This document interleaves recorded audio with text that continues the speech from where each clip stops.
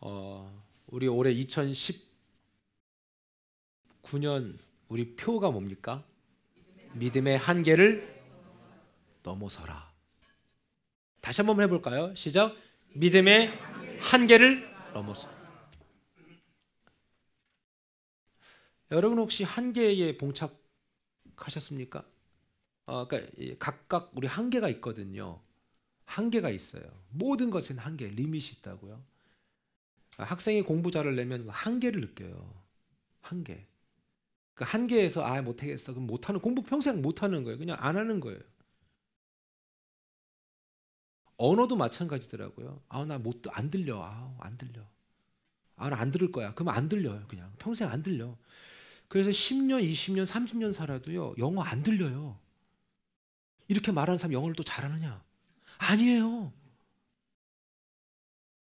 저도 포기하진 않을 거예요. 왜? 내 한계를 느끼거든요. 뭐 대학을 나오고 대학원을 나와도 내가 한계를 느껴요. 한계, 리밋을 느낀다. 늘 말씀드리지만 살 빼려면 한계가 있어요. 한계에서 다 주저앉으니까 항상 우리는 성지순례를 하고 있는 거예요. 베들레헴. 그렇잖아요? 다들 거기서 고비를 만날 때 주저앉아 버려요. 그럼 제가 여러분, 신앙도 믿음도 마찬가지예요. 여러분, 믿음 생활하는 거 쉬워요? 한계 나와요. 어떻게 한계를 만나게 될까요? 믿음의 한계를 만나게 되는 대부분의 건 사람과의 관계적인 거예요. 릴레이션십. 나 저 인간 때문에 교회 나오기 싫어. 이런 날 와요. 제가 말씀드렸잖아요. 그리고 또 교회를 옮기면 또 어떡하다 그랬어요? 그보다 더 센 게 거기 있다니까. 한계. 이 한계를 만난다. 뭐 믿음 생활 조금 더 해보려고 하면 계속 만나실 거예요. 저는 제가 이렇게 설교하는 것은 아니라고 생각해요.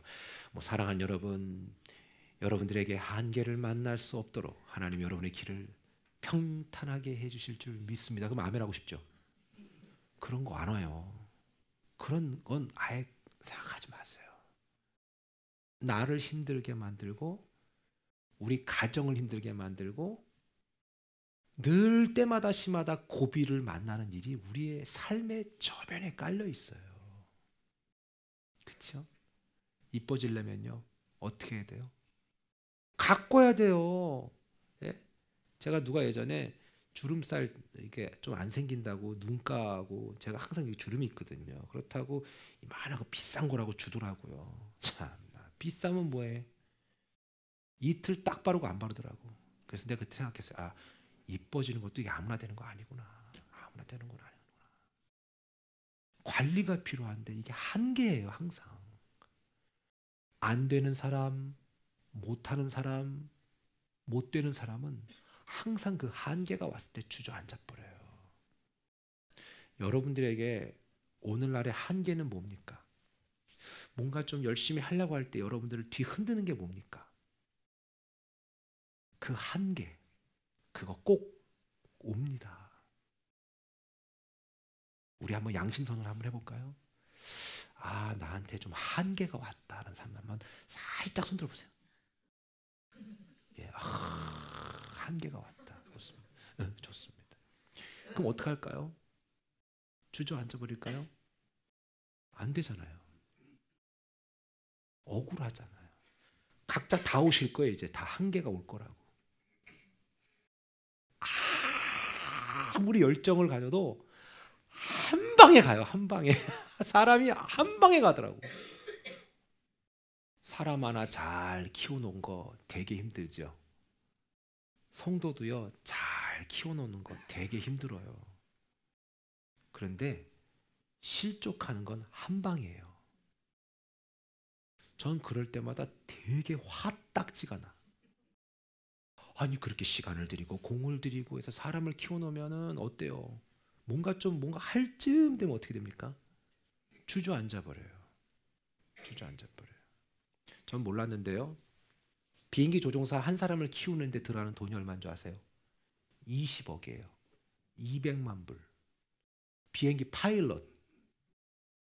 그래서 파일럿이 비행기를 타고 가다가 격추돼서 요격당해서 뚝 떨어지잖아요. 그럼 파일럿은 어디든 살아있지요. 그럼 파일럿을 어때요? 구출하기 위해서 레스큐 팀이 그냥 쫙 갑니다. 파일럿 전문 레스큐 팀이 있어요. 그건 공군이 아니라 육군이에요. 육군. 그럼 가가지고 그 사람들을 구출해 오거든요. 한 사람 구출해 오기 위해서 최소한 4명에서 7명이 가요. 왜요? 이유는 한 가지. 너무 돈이 많이 들었거든. 그거 하나 기르려면 너무 힘들거든.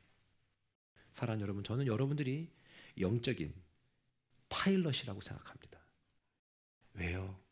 여러분 한 사람 한 사람 세워가는 게 얼마나 힘든지 몰라요. 그런데 사탄은 한 방에 보내요. 다. 우리가 그렇게 힘겹게 만들어내도 얘는 뒤통수를 치는 애예요. 전 여러분들이 어떤 믿음의 한계를 만나더라도 승리하기를 축원합니다. 옆 사람한테 손을 꼭 잡고 얘기하세요. 당신 한계 만난 것 같은데 이겨내. 시작.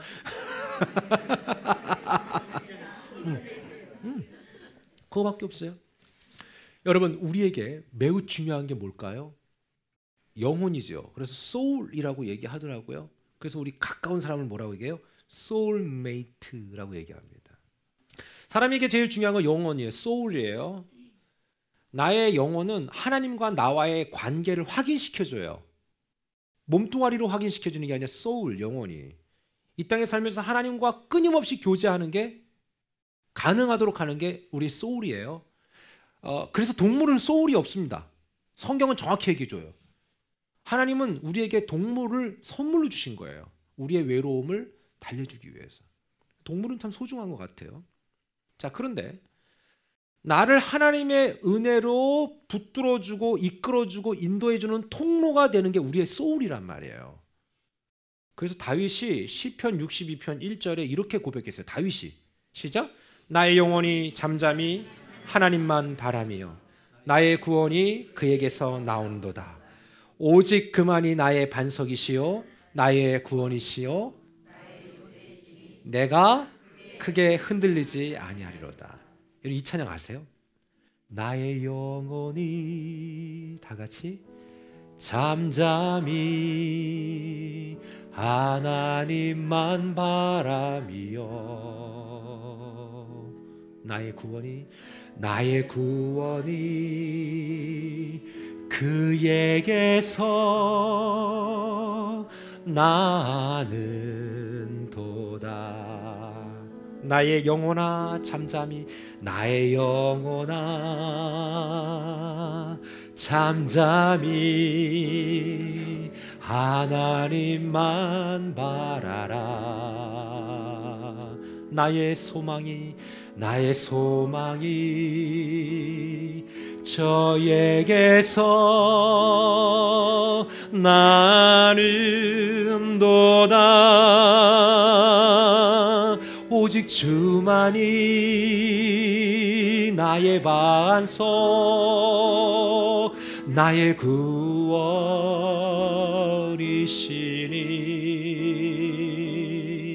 오직 주만이 나의 산성 내가 요동치 아니하리.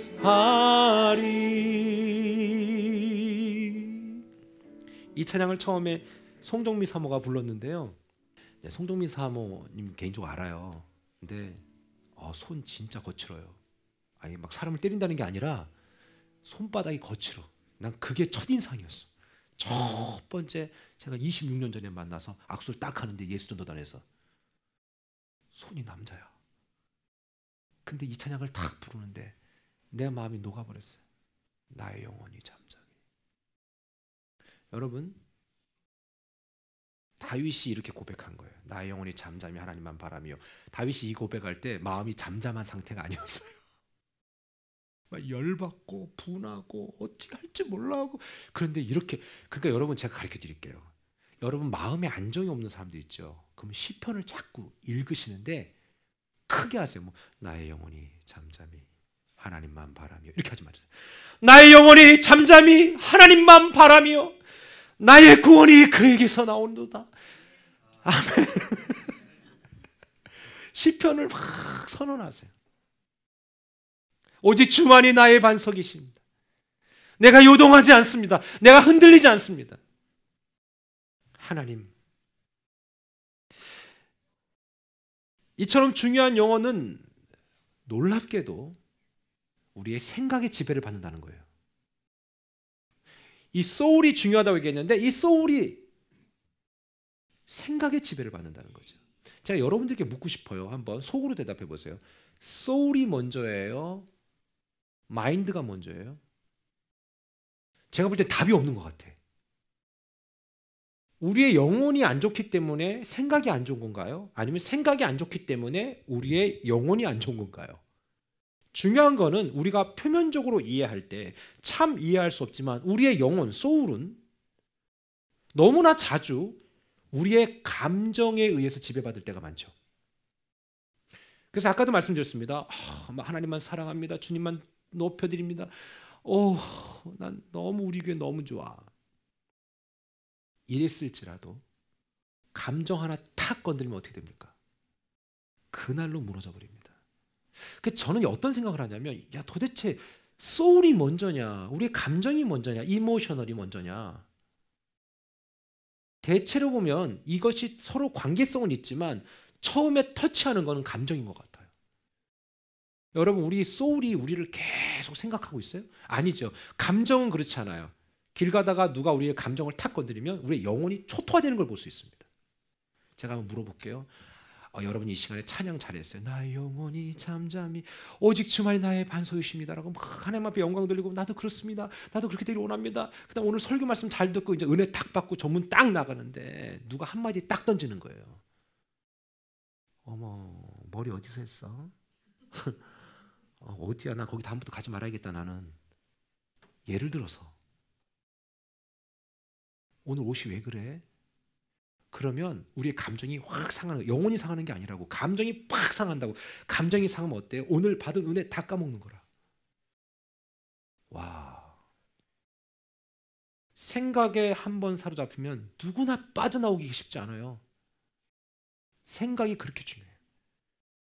여러분 성경에 있는 믿음의 선배들도 그래서 많이 무너졌어요. 생각은 대상을 가리지 않습니다. 생각은 집중적으로 영혼을 파고듭니다. 쑥쑥 파고들어요. 어찌 보면 여러분의 영혼은 오히려 생각보다 훨씬 더 수동적이다라고 볼 수 있습니다. 앞서 말씀드렸듯이 생각이 영혼을 지배할 때가 더 많지 않나라는 생각을 해봅니다. 하루에도 우리는 무수히 많이 변하고 심지어 진화합니다. 우리의 생각은. 어제는 이랬다가 오늘은 또 이런 생각을 갖게 되죠. 제가 참 이해할 수 없었던 것이 이민사회에서 저도 이제 좀 있었잖아요. 오래는 안 있었지만 이 과정에서 아직도 이해할 수 없는 부분이 몇 가지가 있는데 어제 만난 분이 정말 나랑 좋은 얘기하고 다음날 만났는데 전혀 새로운 느낌이 들 때가 있어요.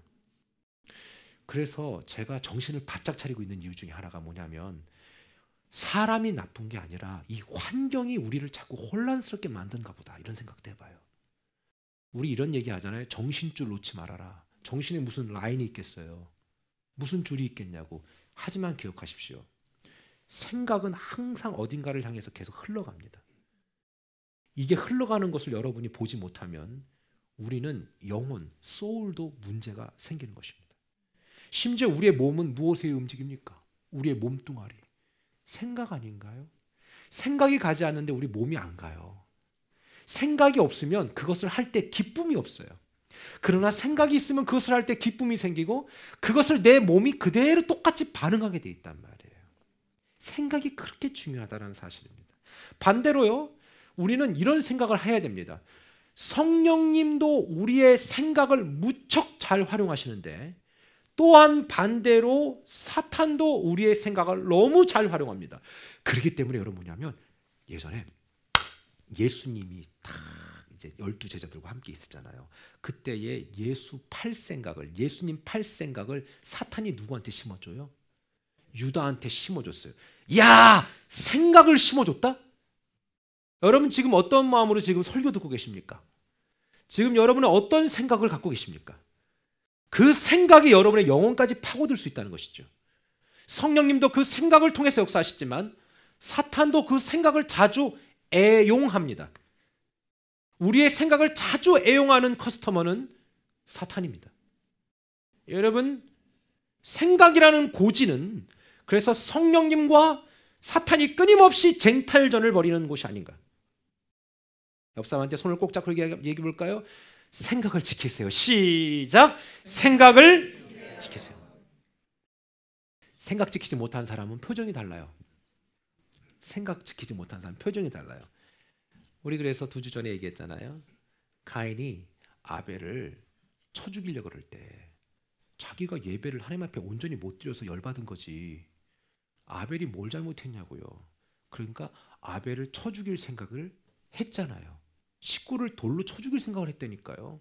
너무 여러분들 염려하거나 고민하지 마세요. 얼마든지 식구가 그럴 수가 있다라는 것이죠. 그런데 어때요? 하나님이 거기서 딱 뭐라고 얘기합니까? 가인아, 네 얼굴 안색이 변하는 게 왜 그러냐? 그러니까 생각이 무너진 사람은 표정이 안 좋아요. 화장을 아무리 떡칠을 해도 그 화장 내면에 있는 그 표정이 안 좋다. 그런 의미로 한번 옆 사람을 살짝 보시면 표정이 어떤가? 이게 정말 중요한 거예요. 정말 중요한 거예요. 생각이 우리의 표정을 바꾸더라고. 표정을 바꾸더라고. 여러분 보세요. 이런 매우 혹독한 현실 속에서도 오늘 1절의 말씀 우리에게 이렇게 얘기해 주세요. 시작. 그러므로 함께 하늘의 부르심을 받은 거룩한 형제들아. 스탑. 보세요. 하늘의 부르심을 받은 거룩한 형제들아. 세상에 우리가 하늘의 부르심을 받았다는 거죠. 우리가 믿는 도리의 사도이며 대제사장이신 예수를 깊이 생각하라. 여러분이 생각하는 것이 무엇이냐에 따라서 우리의 생각이 지배당합니다. 지배당합니다. 제가 엊그제 뭘 하나 사려고, 저는 뭘 하나 사려면요 고민을 되게 많이 해요. 고민을, 여러분들도 그러지 않습니까? 뭐 하나를 사려면 그거 하나를 사기 위해서 그냥 이렇게 전 충동 구매는 잘 안 해요. 이렇게 뭐 여러분처럼 이렇게 막 뭐 부자는 그렇다며요. 이렇게 값을 첫째 물어보면 안 된다며요. 어디 가서 언니 이거 이렇게 한다며요. 근데 우리 그렇게 하지 않나요 보통? 네.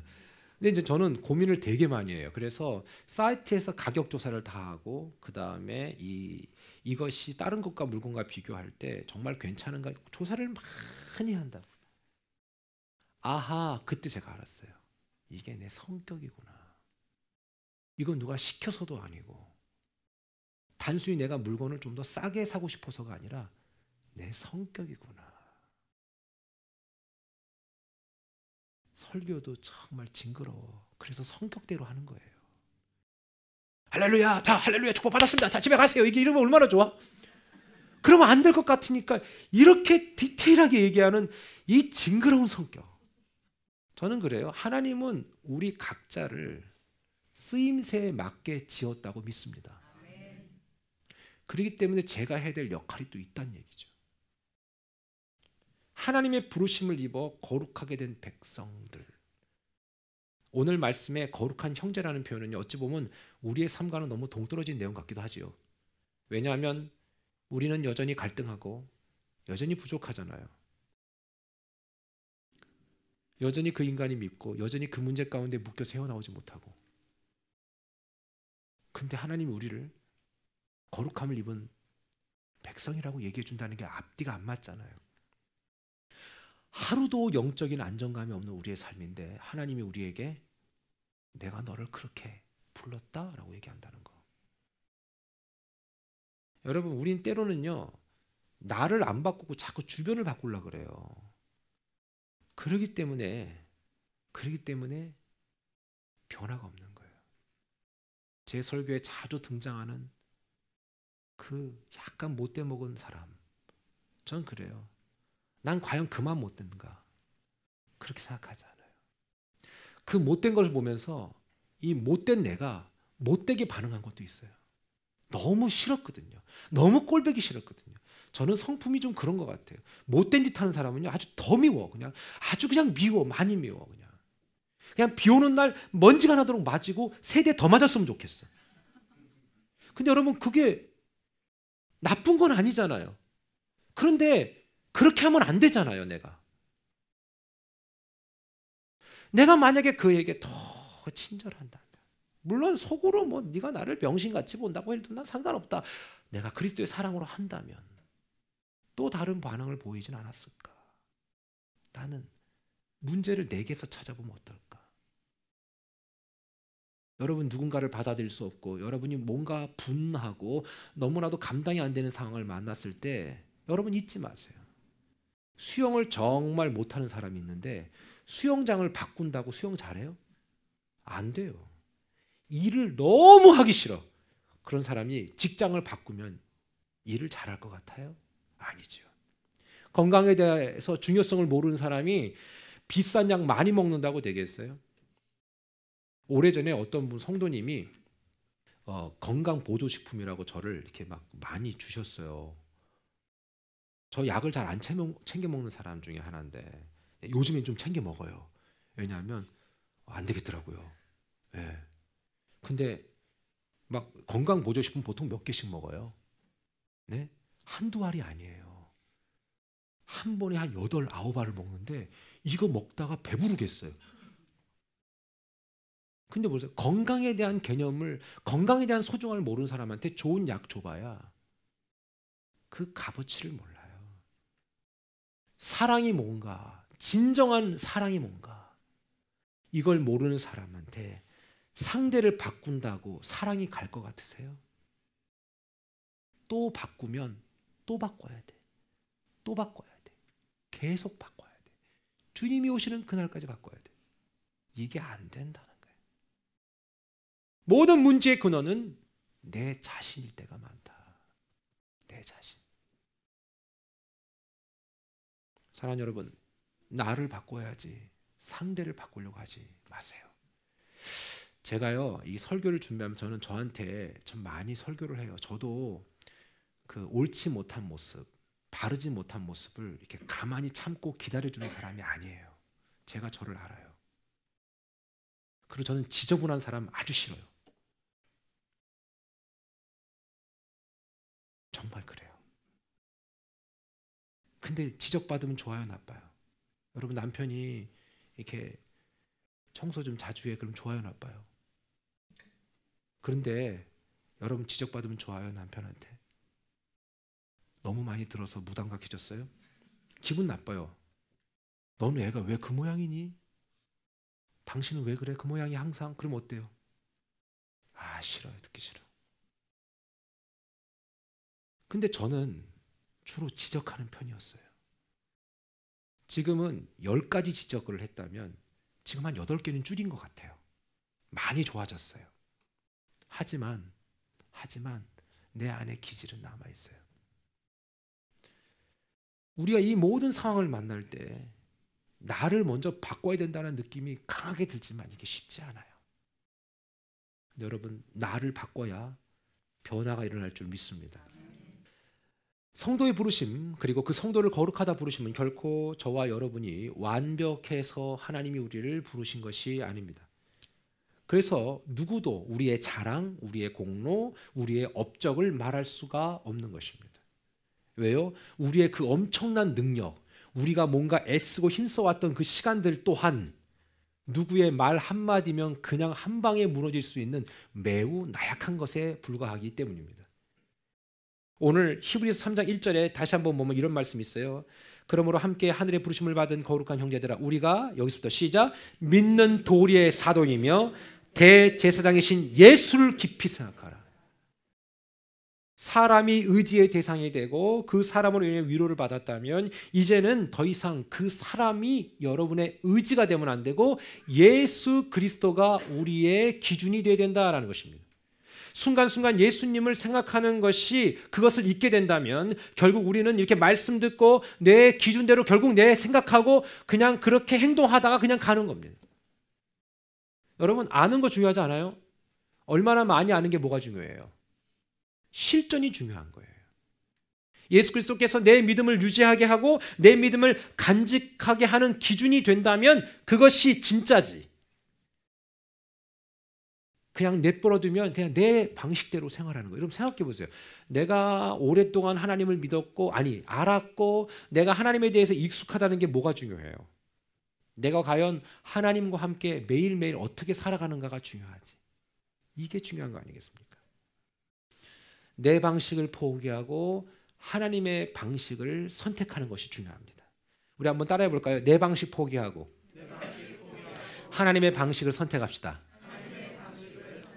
제가 아까 그랬잖아요. 예전엔 내가 내 방식을 10개를 선택한 거예요. 그 중에 8개를 버렸어요. 그럼 많이 버린 거 아니에요? 물론 저는 내 안에 아직도 그 2개가 남아있어요. 가만히 못 있는 게 있거든요. 정말 중요한 건 뭐냐? 내 방식을 버리고 하나님 방식을 선택할 때 결국 주변이 변하기 시작한다는 것입니다. 요한복음 1장 12절에 보면 영접하는 자 없어요. 영접하는 자 이거 외우시라고 안 쏘는 거예요. 영접하는 자 그 이름을 믿는 자들에게는 하나님의 자녀가 되는 권세를 주셨으니. 그러니까 영접하면 하나님의 자녀가 되는 권세를 줬다라는 거. 이게 입으로 우리가 외운다고 해서 진짜 영접한 자는 아니잖아요. 진짜 영접한 사람은 문제를 만났을 때 아까 얘기했지 않습니까? 믿음의 한계를 만났을 때 그 한계에서 주저앉는 사람이 아니라 한계에서 한계를 넘어설 수 있는 그 사람, 그게 영접한 사람이에요. 그냥 영접하는 자, 곧 예수 그리스도를 믿는 자들에게는 영접하는 자, 곧 그리스도 예수를 믿는 자들에게는 영접하는 자, 곧 이렇게 외우는 게 아니라고. 이게 포뮬러, 공식이 아니라고요. 진짜로 내가 진짜로 예수 그리스도를 믿는 도리의 기준으로 붙드는 사람, 예수 그리스도를 전인적으로 만난 사람, 반드시 기도 때문에 내 자신을 고발하고 그리고 그분이 주시는 심적인 부담을 내가 갖고 부족해도 연약해도 심지어 쓰러져도 그 삶을 받아들일 수 있는 거, 이게 맞지요. 이게 맞는 거라. 자, 히브리서 3장 2절로 3절 이렇게 얘기합니다. 그는 자기를 세우신 이에게 신실하시기를 모세가 하나님의 온 집에 서서 한 것 같이 하셨으며. 자, 그는 누굴 얘기하는 거예요? 예수 그리스도. 모세가 자기 맡은 일을 신실하게 한 것 같이 했다. 지금 모세하고 예수님을 비교하면서 인간 모세와 하나님의 아들 예수님을 우리가 이해하기 쉽도록 지금 이해시켜주고 있는 거예요. 그는 모세보다 더욱 영광을 받을 만한 것이 마치 집 지은 자가 그 집보다 더욱 존귀함 같으니라. 여러분 보세요. 집은 왜 짓습니까? 집은 들어가 살려고 짓는 거예요. 누가 살 수 있도록 짓는 것이 집의 목적입니다. 저는 이렇게 뭐랄까요? 이렇게 사람이 관심 분야가 있잖아요. 여러분은 어디에 관심 있습니까? 저는 이거 되게 관심 있는데 뭐냐면 이렇게 막 건축하는 거 되게 좋아해요. 그리고 이렇게 건축 소재 보는 거 좋아하고요. 야, 이 벽돌 마감재는 뭘까? 지붕은 이걸로 했네. 조명은 저걸로 썼네. 되게 관심이 많아요. 저는 여러분 웃지 마세요. 저는 건축업자도 아닌데 한국에서 있을 때 매년마다 5월이면 삼성동 코엑스에서 하우징 페어를 해요. 그게 뭐냐면 건축업자들이 가는 거거든요. 근데 저는 그냥 거기를 갔어요. 너무 좋은 거예요. 그 목조 주택도 있고요. 뭐 메탈 주택도 있고요. 그다음에 무슨 뭐 땅콩 주택도 있고요. 그거 보면 이렇게 만족감이 생기고 내가 좋은 거예요. 기계 쓰는 거 보면 이렇게 신기하고 좋고 막 그래요. 여러분, 아무리 좋은 집도 사람이 들어가 살지 않으면 신기하게 폐허가 돼요. 그렇죠. 한국에서 한때 펜션이 유행해가지고 펜션을 많이 져놨거든요. 근데 이 장사가 안 되니까 그렇게 멋진 펜션들이 무너져요. 왜 그런 건지 모르겠지만 사람이 들어가 살지 않고 불을 떼지 않으면 건물은 상하더라고요. 냄새가 나고요. 벌러지들이 살기 시작해요. 여러분, 우린 종종 이스라엘 민족에게 있어서 모세가 얼마나 중요한 존재인가를 우리가 들을 때가 있어요. 특별히 모세가 교회를 사랑했던 그 열정은 대단했습니다. 모세는 백성을 사랑했어요. 여러분, 하나님이 우리를 뭔가 사랑하는 그 마음을 다 달아보시지 않겠습니까? 오늘 무엇보다 오늘 히브리서 3장 2절은 모세가 하나님 앞에 얼마나 인정받는 사람이었는가. 제가 금요일 날도 말씀드리지 않았습니까? 여호수아도 사람들에게 인정받는 사람이었어요. 모세요? 모세도 그런 사람이었어요. 여러분, 하나님께 인정받으려면 사람의 눈을 벗어나서는 안 됩니다. 모세의 삶 전체를 보세요. 실로 엄청난 능력자였습니다. 수없이 많은 기적과 표적이 모세를 통해서 일어났습니다. 출애굽기 전체를 보면 모세는 말 그대로 전능자처럼 보였습니다. 이스라엘 율법보다 더 앞서는 하나님과 모세의 관계. 하지만 이런 모세도 예수님과 비교 대상이 되지 않습니다. 예수님이 그 정도로 존귀한 분이라는 것이고 하나님의 아들이라는 사실을 얘기해주고 있는 것입니다. 자, 3절 한번 다 같이 읽어볼까요? 시작! 그는 모세보다 더욱 영광을 받을 만한 것이 마치 집 지은 자가 그 집보다 더욱 존귀함 같으니라. 당연하지요. 아무리 훌륭한 집도 사람보다 존귀하진 않습니다. 그렇지요? 아무리 대단한 건축물도 사람보다 존귀하진 않습니다. 여러분, 우리는 에클레시아라는 교회를 다닙니다. 에클레시아는 교회라는 어떤 하우스 또는 내지는 어떤 플레이스, 어떤 에리어를 얘기할 수도 있지만 더 중요한 게 뭔지 아십니까? 에클레시아는 성경에서 우리라고 얘기합니다. 아무리 멋진 인테리어를 하고 아무리 멋지게 교회를 지어놔도 사람이 없으면 어떻게 됩니까? 그거는 교회가 아닙니다. 진정한 에클레시아는 바로 우리요. 하나님의 자녀들이 에클레시아라는 사실입니다.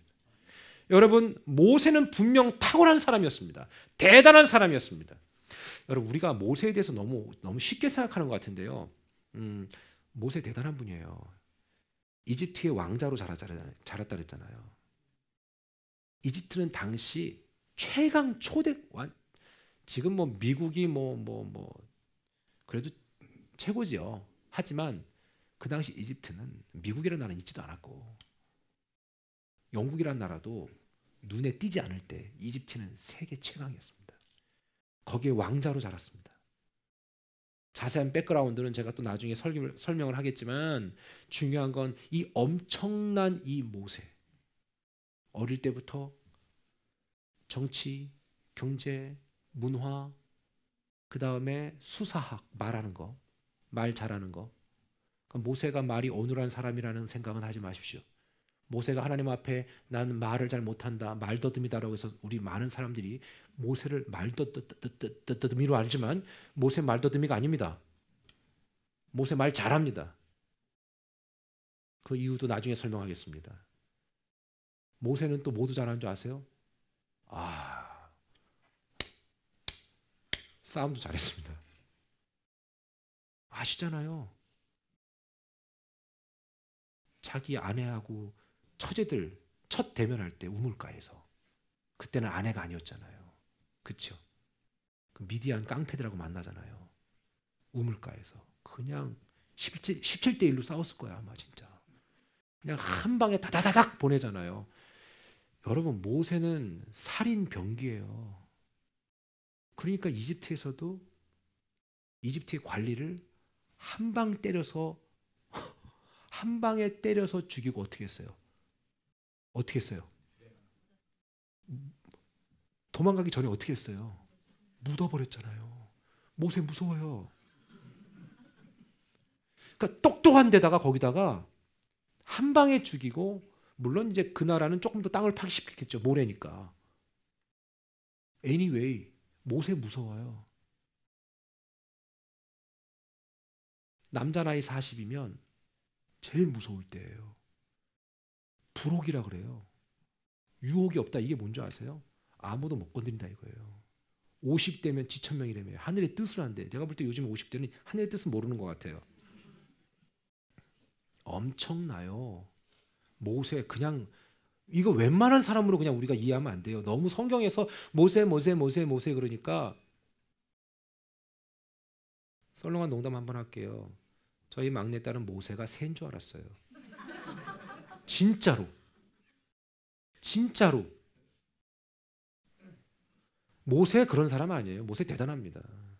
근데 오세요. 5절 볼까요? 시작. 또한 모세는 장래에 말할 것을 증언하기 위하여 하나님의 온 집에서 종으로서, 그 봐요. 신실했대잖아요. 성실했다는 얘기예요.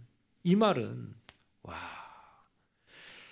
faithful, 발음 중요하지 않아요. faithful. 하나님도 faithful God. 신실했다. 여러분, 직장에서 신실하십니까? 대충 하십니까? 학교에서 신실하십니까? 여러분, 결과는 뻔해요. 직장에서 성실하면요, 인정받아요. 인정받아요. 그러면 막 더 일 좀 해달라고 막 그러고 막 사람들이 막 붙어요. 더 붙어요. 근데 쟤한테 일을 맡기면 다 망쳐놔. 그러면 사람이 그거 붙겠어요? 직장을 그만둬도 계속 전화 온다고 그러더라고. 우리 교회 어떤 집사님은. 좋은 거죠. 좋은 거잖아요. 그만큼 일을 잘 해냈다는 거 아니겠어요? 하나님이 우리에게 뭘 원하겠어요? 기도하고 하나님 나 믿습니다. 할렐루야. 하나님 하실 걸 믿습니다. 그리고 나가가지고 뺀질거리고 사기치고 시간도 안 지키고 약속도 안 지키고 그냥 생활이 엉망이면 어떻게 되겠어요? 이거 그래서 교회 안 나가잖아 사람들이. 내 너 볼 때 교회 나가고 싶지 않다. 너 어느 교회 나가니? 어느 교회? 그래 그럼 거기는 가지 말아야겠다. 너 어느 교회 나가니? 온세대교회. 그래 나도 한번 꼭 가보고 싶다. 옆 사람 얼굴을 보면서 우리 상호간에 교통합시다. 너 어느 교회 나가니? 시작. 너 어느 교회 나가니? 이게 아침부터 반말이야 이러지 마시고. 그렇잖아요. 설교가 유쾌한 원맨 수준은 아니기 때문에 제가 재밌게만 할 수는 없어요. 왜냐하면 하나님의 복음이 나가야 되잖아요. 사람들은 대체로 재밌는 것에 반응하지만 복음이 나갈 때는 시큰둥해요. 은혜 받고 은혜 아래 거할 때도 우린 여전히 사람들과의 관계적 그 전쟁을 벌어지죠. 다시 한번 말씀드립니다. 예배 전에도 여러분의 마음이 상할 일이 있었을 것이고 예배 후에도 여러분의 마음이 상할 일이 있을지도 몰라요. 근데 거기에 묶여버리면 우리 생각이 사로잡히면서 우리의 소울은 무너지는 거예요. 여러분 저는 참 복된 사람이 설교를 들을 때에 열받는 사람이 아니라 설교를 들을 때에 거기 안에서 답을 찾고 설교가 끝남과 동시에 새로운 결단, determination 그런 걸 할 수 있게 되기를 축원합니다. 제가 고등학교 때 ROTC 장교가 저희 학급에 들어왔어요. 선배님이죠. 들어오셔서 여러분들 대학 가면 ROTC를 꼭 하십시오라고 하더라고요. 저 그때 상당히 많이 도전이 됐었어요.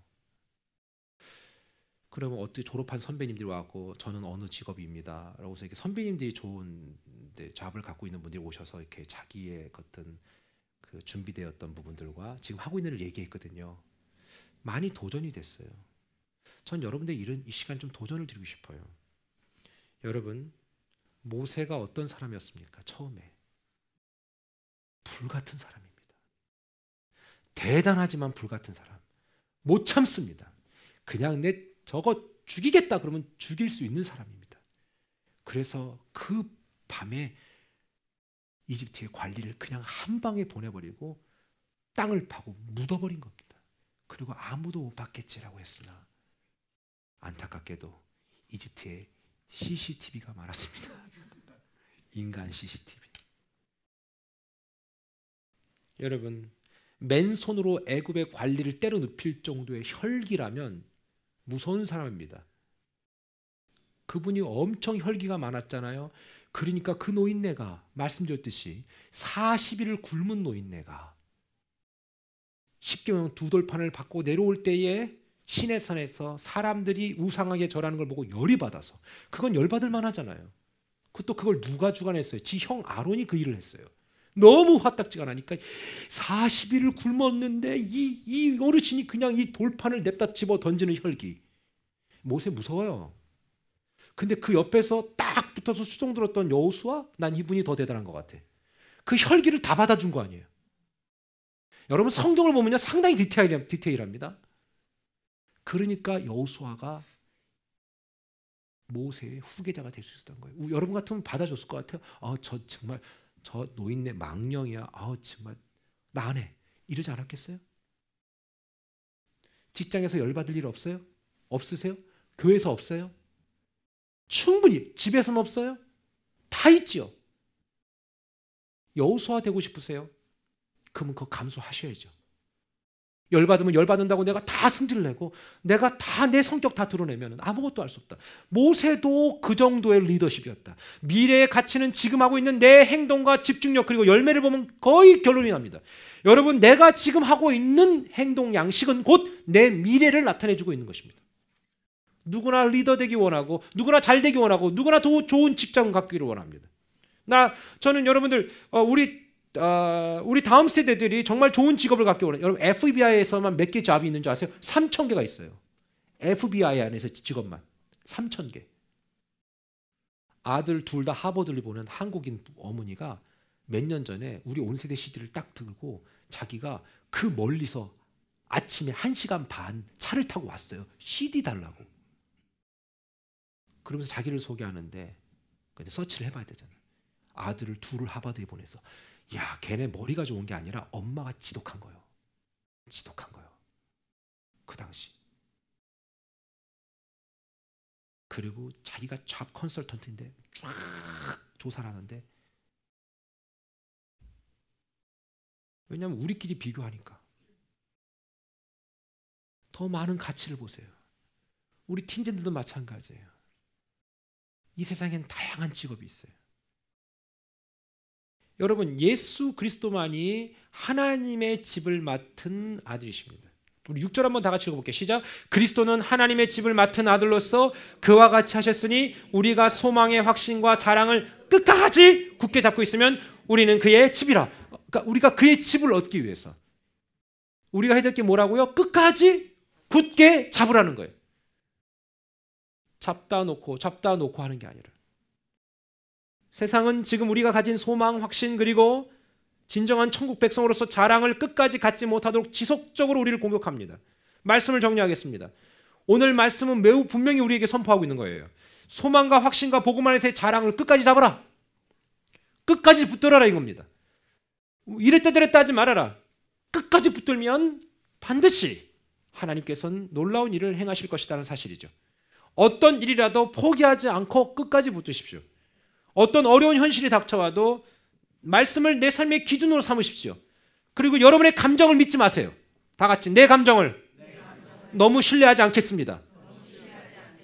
감정이라는 것은 늘 뭔가에게 빼앗기기도 하고 점령당합니다. 내 감정에게 너무 몰두하면 감정이 여러분들을 컨트롤하기 시작합니다. 그러나 그렇게 하지 마십시오. 하나님의 성령이 여러분을 컨트롤하도록 제어하도록 그분께 여러분의 삶을 맡기게 될 때 진정 하나님만 붙드는 삶이 가능할까라는 질문 속에 가능하다라는 답을 얻게 될 줄 믿습니다. 기도하겠습니다.